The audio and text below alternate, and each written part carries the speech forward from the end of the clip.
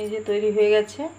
ওই থালাটার মধ্যে একটু ঘি দিয়ে ওটার মধ্যে একটু টিস্যু পেপার দিলাম, আর টিস্যু পেপার দিয়ে ওইটাতে এটা দিব কি দিব না দিদি দিদি। তারপরে ওইটা আবার পিস পিস করে কেটে নেওয়া হবে। এই যে এখন বসে যাবে।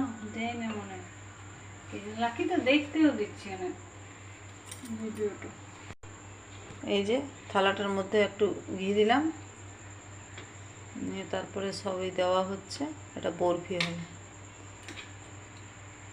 তারপরে কেটে নেব পিস পিস করে। সব দেওয়া হয়ে গেল।